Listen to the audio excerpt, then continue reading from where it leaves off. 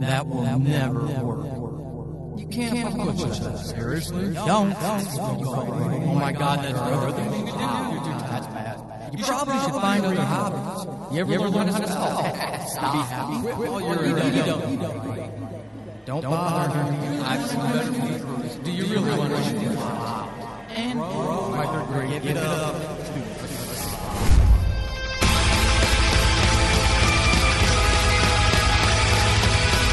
Welcome to Horrible Writing, the rawest, most candid, in-your-face writing show on the interwebs because none of us have time to suck. Let's do this.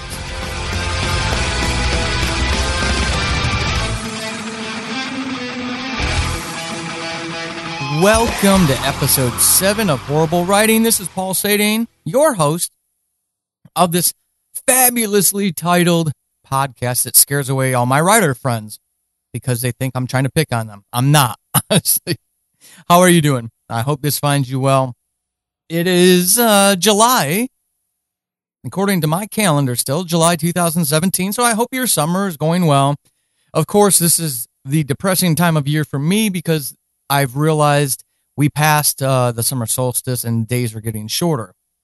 And when you live in Washington State and you need to survive November through March, you really cling to the beauty that is April through October.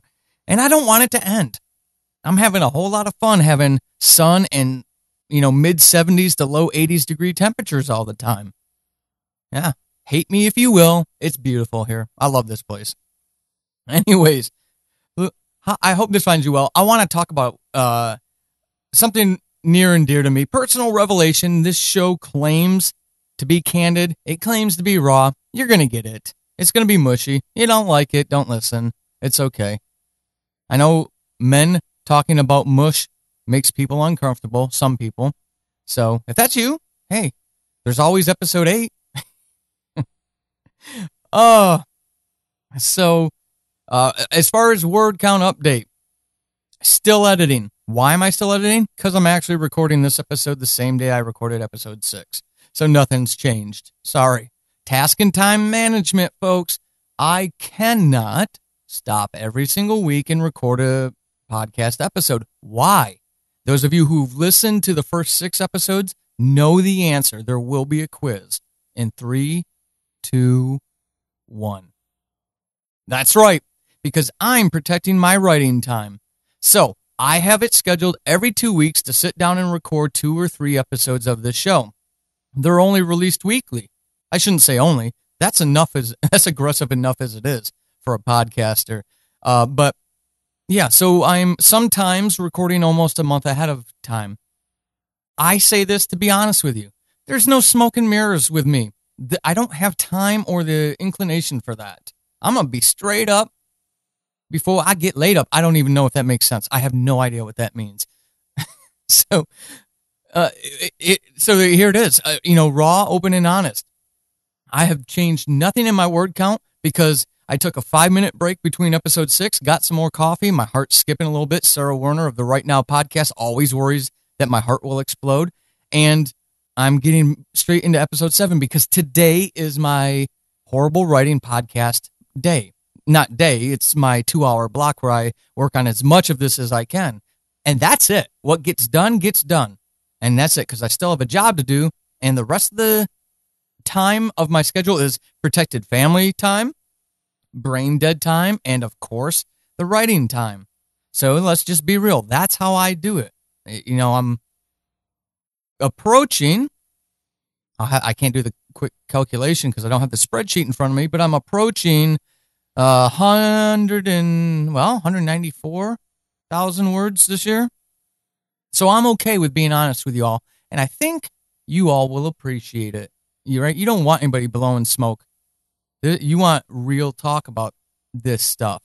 So I hope that helps, because some days I don't think I should be doing this.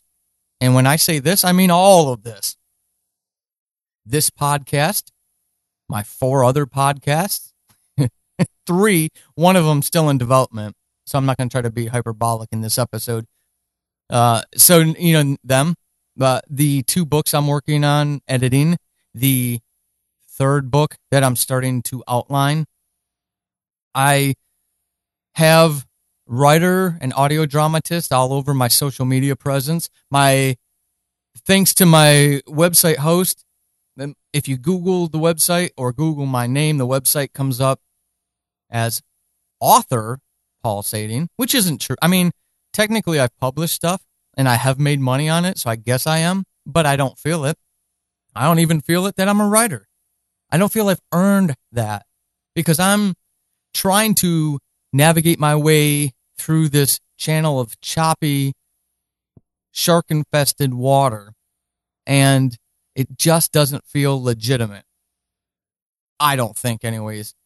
So, one of the things that I try to do on a recurring basis, periodic, but recurring, is schedule decompression time for myself. Since it is summer in the Pacific Northwest, one of the ways that I do decompress is by camping. I hated it as a kid. I love it as an adult. It sucks getting ready to go. It sucks getting there and setting up the camp when you've worked all day and you need to get everything set up before the sun sets. But otherwise, from that time until the time you tear down everything, it's exquisite. It's beautiful. If you've never camped and you're a writer, I don't want to put anybody in harm's way, so be safe. Learn some stuff first. But I challenge you to start small and try it. Maybe rent some equipment, borrow it from a friend, and try camping.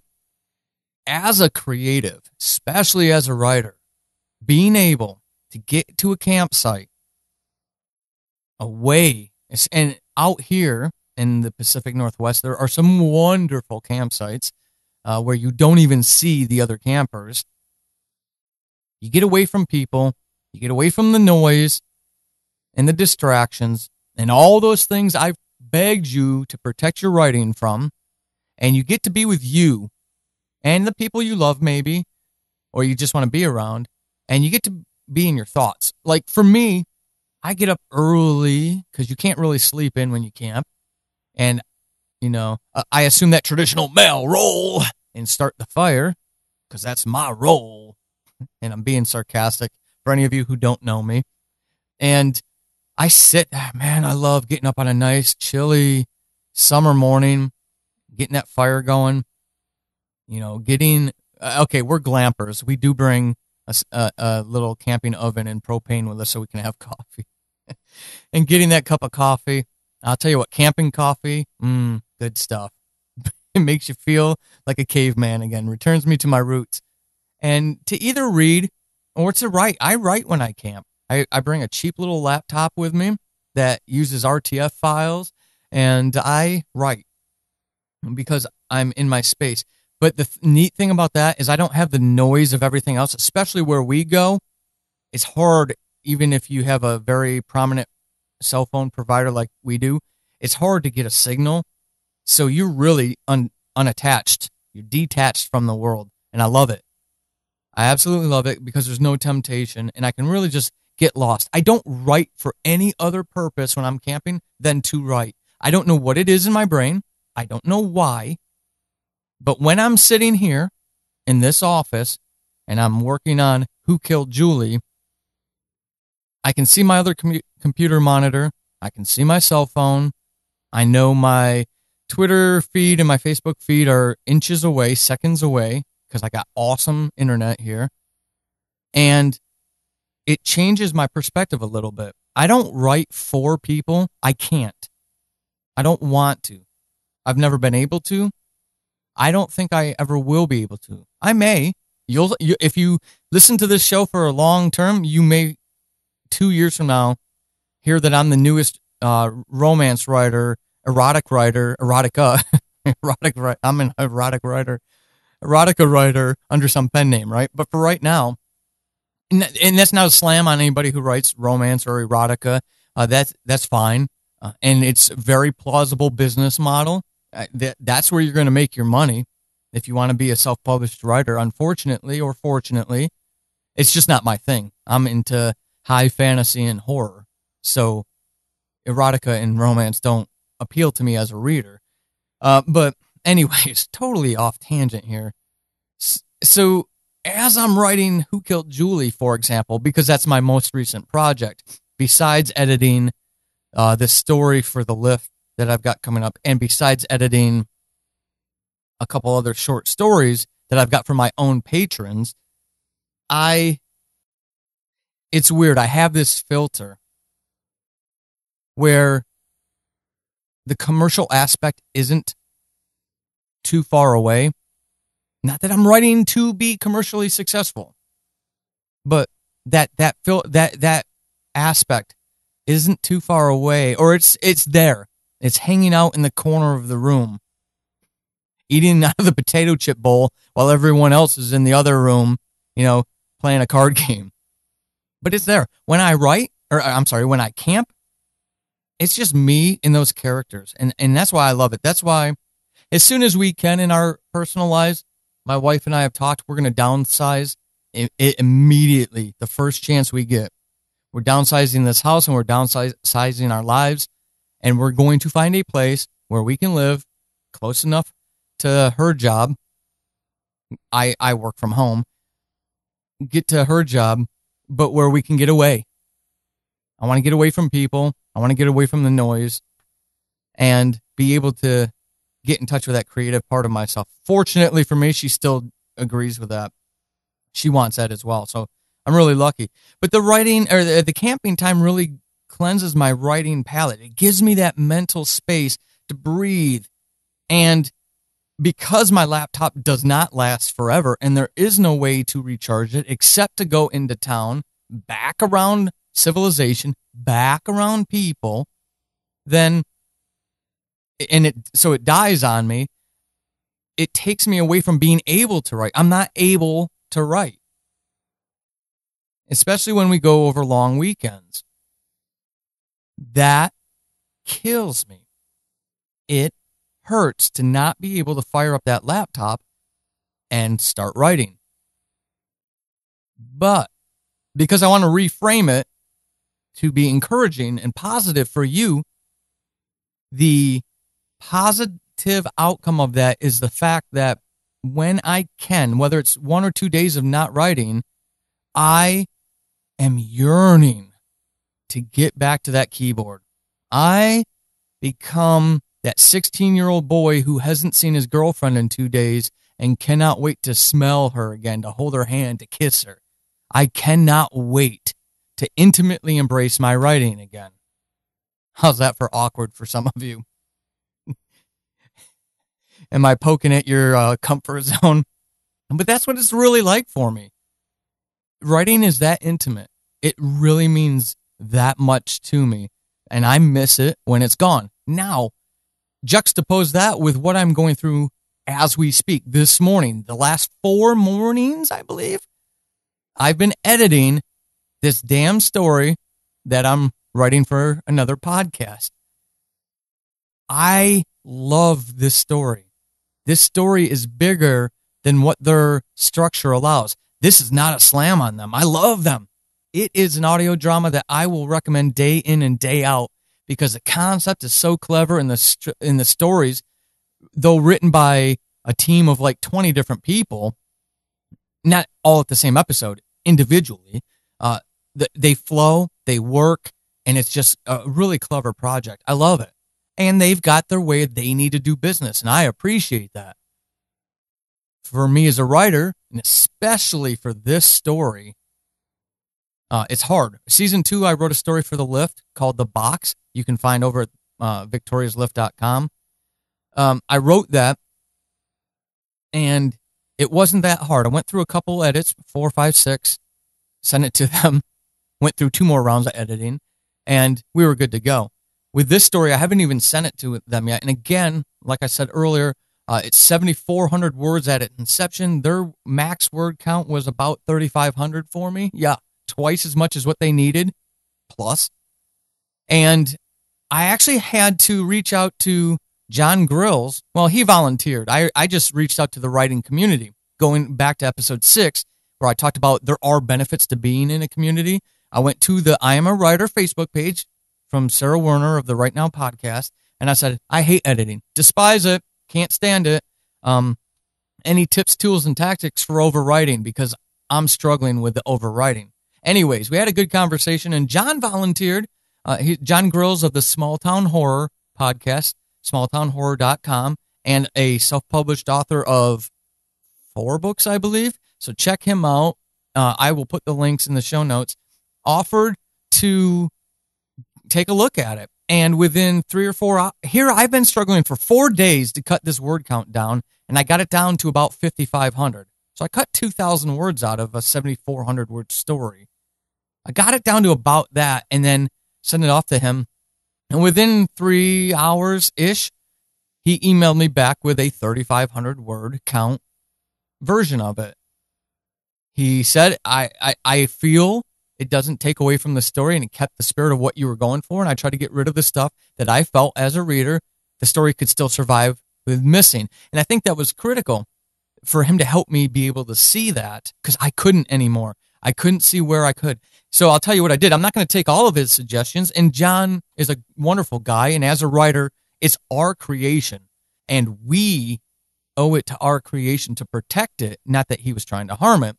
But we ultimately decide creatively, where we want to go with that story. And I'm incorporating a lot of what he suggested into this now 5th version of this story. So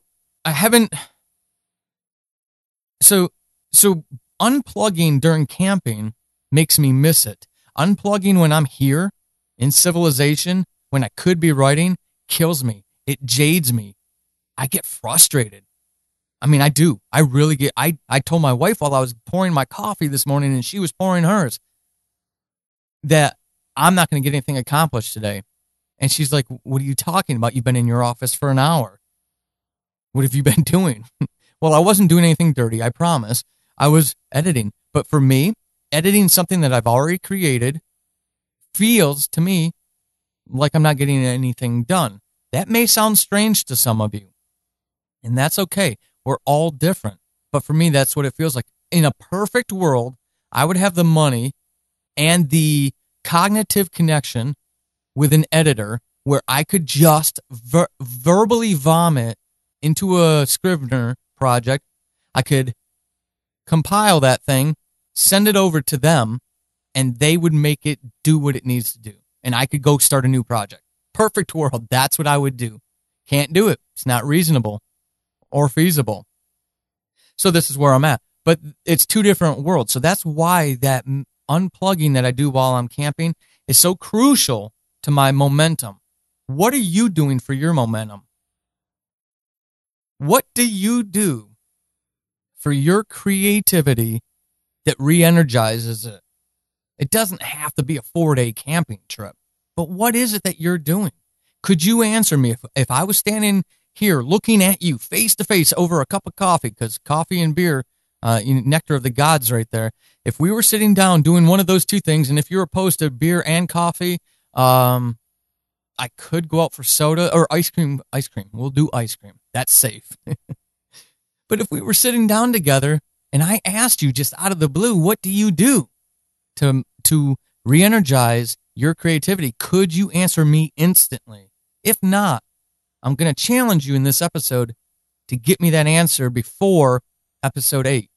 Do it. What are you doing that re-energizes you, that mental space that you have to live in, where your creativity lives, where you reach into that chasm and you grasp it and say, and you pull it back into the world and you say, okay, let's go. Hand in hand, let's go create. When I wrote, or when I was camping, I did write. Like I said, I wrote almost 5,000 words of Who Killed Julie. And because of the temperatures and whatnot, the laptop, and because it's cheap, the laptop died that evening. So I didn't get to go back to day number 2. But it's not a bad day, right? Of camping. While you're camping, to punch out 5,000 words. And that helped. And the reason I say this is because that helped me. I had to get over owning my writing. the desire to write, and that hang up about being called a writer. Because like I said in the beginning, I felt guilty about that. Like I was wasting my time. I could be doing other things. There are house projects, to-do lists that it just seem to get longer every day. I could be doing those. I could be playing video games. I got Witcher 3 that I have not finished yet, and it needs to be conquered because I love that game. No, they are not a sponsor. I just love that game. And I could be walking the dogs. I could be, walking around the neighborhood, running, exercising more. I could be just going and sitting at the city park and people watching.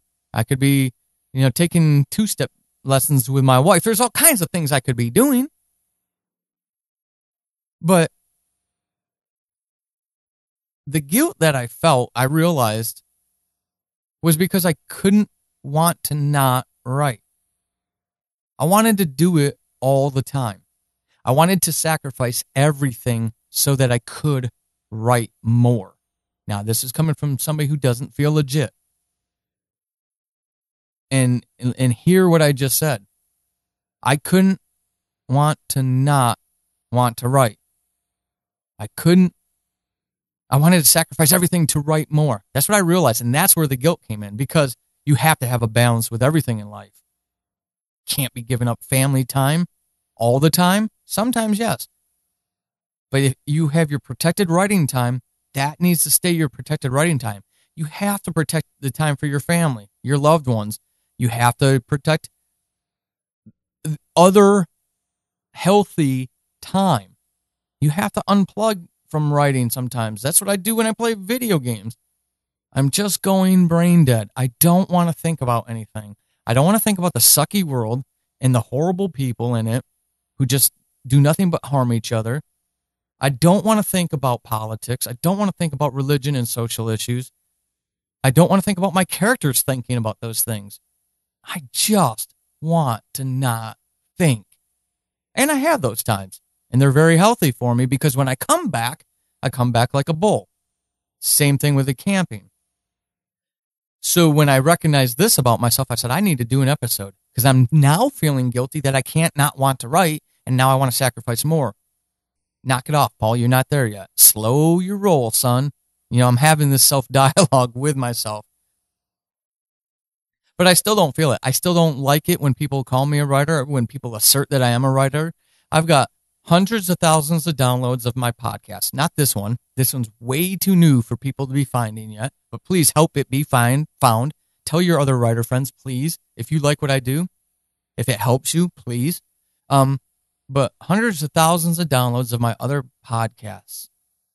I've got tens of short stories out there for my patrons and newsletter subscribers, which you can sign up for at paulsighting.com, by the way.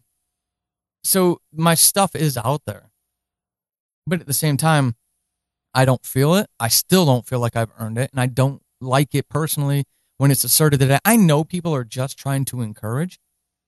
And that's what I'm trying to do with this show, this entire series. But at the same time, that's my issue to deal with, right? I have to work on that, but that's where I'm at. And these things help. Doing this analysis helps. But it doesn't stop me. I don't allow it to stop me. And I hope the newness of what you're doing won't stop you from doing. Okay? I want to hit on that conversation from episode 6 where I told you about the 10-90 construct. 10% of your time goes to community, 90% of your time goes to your craft. I believe that's a fair balance if you're serious about this. Again, for any of you hobbyists, you may not agree, and that's okay. That message goes to those of you who really, really want this. So I want to harken back to that conversation in episode 6 about the unhealthy conversations in that audio drama group that I was talking about. One of the problems that I had with it, because people can't focus on the argument they actually construct, they want to start deviating from it. They want to avoid confrontation, so they add or they straw man. They try to build an argument for the argument that's not being presented. The guy's comments were unhealthy, and I did not appreciate those being on my thread because he was just degrading and detracting from everyone's creations except his, which I listened to his show and I wasn't impressed. And he's a person who really needs to spend 90% of his time on his craft and not in the community being toxic. The core reason why I did not like what he did was because I prefer to take a macro perspective of everything. And I know that annoys people who know me personally because I try to consider a million options, a million factors, a million aspects of everything that people say. Because there is no right and wrong in the world. Sorry, folks, it's just Paul's opinion. Ding, ding, ding, another segment of Paul's opinion. There is no right and wrong. People do the things they do because they believe they're right. Not because they're sitting. Hollywood has got us convinced that the villain sits there and goes, I'm going to be evil. No, that's not reality. The villains in life think they're doing the right thing. This guy, a jackass though he was, thought he was doing the right thing. He was saying that we need to be more critical. He was blinded by that, not seeing the damage he was doing by the way he was communicating it. While I'm sitting there observing this conversation from afar, growing increasingly more frustrated because he's not going to impact me. I blew him off within the first paragraph of his first post, never mind the subsequent 14 more he went on about how bad everybody else sucks except him. I don't care about people like that. They don't have no influence on me whatsoever. He has done nothing in his life to impress me to the point where I think I need to listen to him. But because I take a macro perspective on life, I realized, unlike him, a man in his 40s or 50s, according to his picture, who should know better, I realized he was condemning the writing of, he said 95% of audio drama. So, 9.5 out of 10 of us in that 1,200 person group. That's a lot of friggin' people, right? What's 95% of 1,200? Somebody do the quick math for me because I don't want to try it. It's over 1,000 of the members. What I realized was he was damning and condemning people who haven't been where we've been. I'm in my 40s, like I said in last episode. He's definitely in his 40s, if not older. Seriously, he's older, though. But the people who were watching that conversation and his comments, and hundreds of people flooding into this, or hundreds of comments flooding into this, was the fact that there are people who haven't walked where we've walked yet.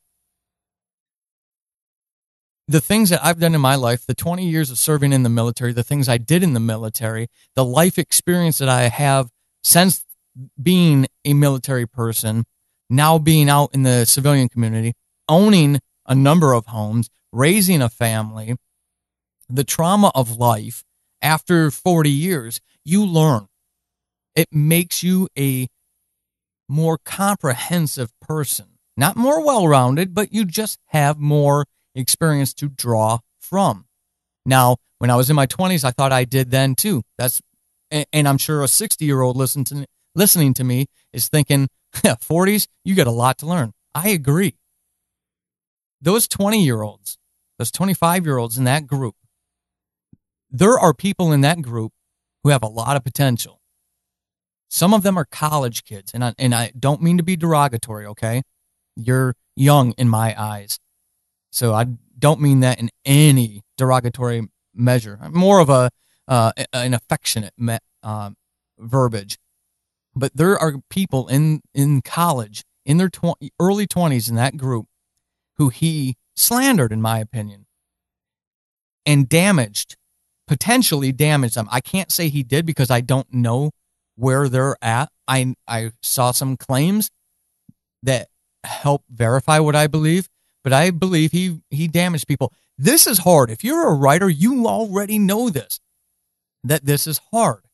This ain't easy.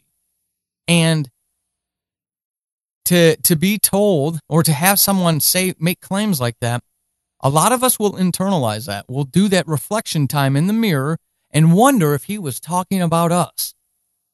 And you're already on the precipice. You're already on the edge about not being confident. In episode 6, you heard Dohai's letter, where he talked about rewriting that sample made him feel more confident. We, as creatives, struggle with confidence by the nature of what we do. The last thing we need is destructive influences to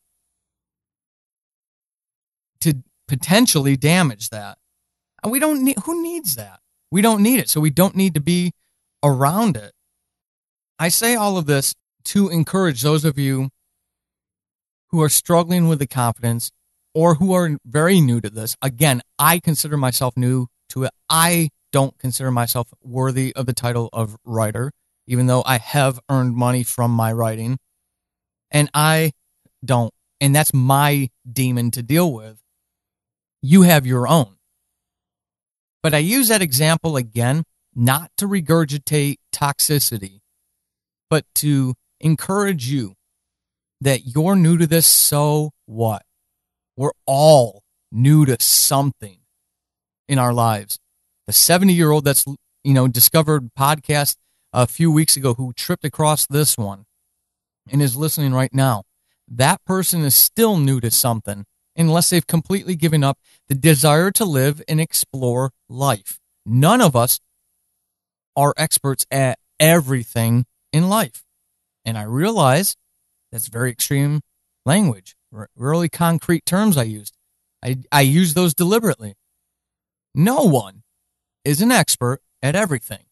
We're all new to something. Caveat, if we want to grow, if we want to explore life. So you're new to this. Protect yourself, please.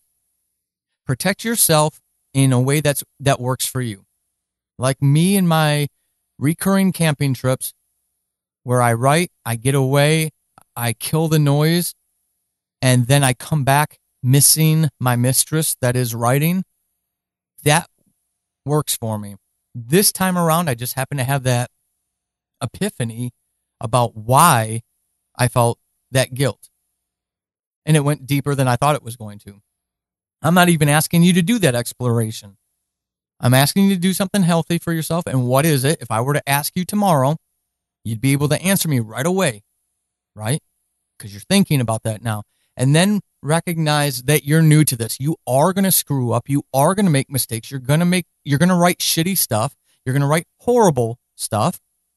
And that's okay, because that's how you're going to get better. Surround yourself with healthy people. You are the sum of the total of the five closest people to you, the 5 people you spend the most time with. So if you're on those Facebook groups full of toxic whiners, guess what? It's going to rub off. Get away from it.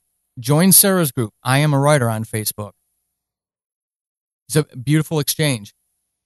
Join Susan's group, For Love or Money. Tell both of them that I sent you, please. But be around healthy people, positive people, encouraging people. They're not going to give you platitudes. I'm not going to send you anywhere where people are going to give you platitudes. I promise. Platitudes are a waste of your time. But so is toxicity. They're just going to be real, and they're going to be positive and encouraging. And isn't that a beautiful thing? Don't we all need that? Ooh, the bad, horrible music is back again. That must mean it's time for some horrible writing. This time, Rogmary Perez Pardo. And if I mispronounced your name, Rogmary, I totally, completely apologize. She submitted from the I Am a Writer Facebook group, shared something that she wrote and has up on her Wattpad website, which I will provide for you in the show links. But if you're jotting it down now, it's wattpad.com, and you look for Rogmary Perez P. And she's got a couple stories out there. She wrote this piece, and I'll tell you why after I've read it. So here's Rogmary's piece. I feel tired. Every day for the past week, I've been feeling more and more exhausted. The mental and spiritual effort is sometimes almost too great to bear. I try to be strong for my parents, and I try not to be overly aggressive with my brother. I try to crumble once everybody has fallen asleep. Every morning and every night, I just think about one thing. One more. One more day. Just one more. I stay up till past midnight, and even when I sleep 8 hours, sometimes even more, I wake up tired. I ask for protection and strength all the time, and protection from my parents and my brother. Each night when they say goodnight, I ask for protection for them, so this is not their last day alive. My family cannot afford to lose one of them. As for me, I only ask to hang on a little more. I feel just like a guy that was fighting back tear gas bombs. I'm not afraid of dying because life here is crap anyway. When you live in hell for so long, you just get way over the fear of death. It doesn't mean you want her to come any sooner, because your family would never survive it, especially in circumstances like this. But you just don't lose your sleep before the possibility to meet her. Every day, every night, it's the same phrase, the same prayer. One more. Just one more day. Just give my family another day. And then I'll be off. So she wrote it when she was living in a place where she didn't want to live. But what she was able to share with me was the positive impact that it helped a friend of hers who read it truly understand how it felt for her to live where she lived. She does say that it made him worry a little more about her, which from that passage you can understand why. But what we do as creatives, what we do as writers, is we convey these stories. We convey understanding. We convey messages. We convey a bond. When people listen to our audio dramas, when they read what we write, that's what we're doing. You hear the adage a lot about, show, don't tell. And as someone who doesn't feel worthy of the title writer myself, I know I'm guilty of telling more than I'm showing, and I constantly try to improve. I'm going to talk about why in a future episode, but I've had an epiphany lately as to why I'm doing that. It's apropos to what she contributed here, though, and my feelings about what Rogmary contributed. When we do these things, when we extend this part of ourselves, we're doing more than just telling stories. The people on the other end who are reading or listening to these things are filling in the blanks that we leave for them with their own perspective and their own interpretation of the world. Sometimes it gets reactions that are powerful, like this. It helped him understand what she was going through, but at the same time, because he's obviously a good person who cares, it made him worry more, because that was very raw. And Rogmary, thank you very much for sharing such an intimate passage in this episode, because it was very raw. And I know I said this last episode too. It's not easy for us to put this stuff out there for the world to hear and see. So people who do earn mad respect from me, because it's not easy. It's hard to do. And especially something as intimate as this piece was. It's important when we do these things because of that. she conveyed a bond. She conveyed meaning. She conveyed perspective. She helped someone else understand, someone not in her position understand. Think about that. These are just black characters on a white background in a digital format. I mean, she may have printed this out on paper. I don't know. But I mean, these are just binary codes of zeros and ones that somehow, because I'm not that smart, appear as letters that we can interpret and understand. And look at what the impact of what it did. Even on that scale, 1-to-1, that's powerful stuff. It's a beautiful responsibility that we have. Thank you, Rogmary, one more time for submitting that. And again, all of you, any one of you, I want to hear from you. I want to hear your horrible writing, but give me that positive impact. Give me that positive point, that takeaway from it, the difference it made. You're starting to hear more and more samples now. Thank you very much to everyone who is contributing. But I would like a lot more. I would like to struggle to survive, or to choose, to select which one I'm going to use in episodes. So hit me up at horriblewritingpodcast@gmail.com. Go over to paulsading.com, use the contact tab, sign up for the newsletter there. While you're there, why not? I don't spam anyone. I don't believe in that. I respect you and your time way too much for that. Hit me up on Instagram or Twitter at Paul Sading, or you can reach the show on Twitter. Follow the show, retweet it, please. Help other writers find it at Writing Horrible. Also, wherever you get this, if you could leave a review and a 5-star rating, that would be greatly appreciated so other writers can find it.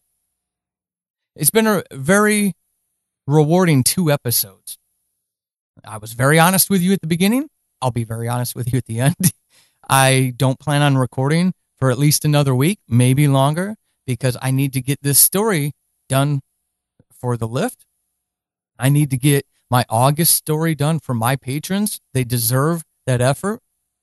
I want to make it the best I can make it. So I need to dedicate the flexible time that I have, because I still have my writing time each day, but that flex time that I deliberately schedule into each day has been used today for this podcast, but for at least the next week, it won't be, because those things, those priorities, protect my writing time, protect your writing time. And in that spirit, I've talked for way too long. I hope this show is helping others. I hope you're enjoying it. I hope you're around for the long ride, and we can all celebrate our publishing accomplishments together. If you've got them, send them. I want to give you some shout-outs. All right. Until next time, it's Paul Sading saying, be epic. This has been Horrible Writing, and hopefully after this episode, you suck less than you did at the beginning. I am Paul Sading, your host extraordinaire. You can find me over on the Twitterverse at Writing Horrible, and over at paulsading.com/horrible-writing. Until next time, suck less.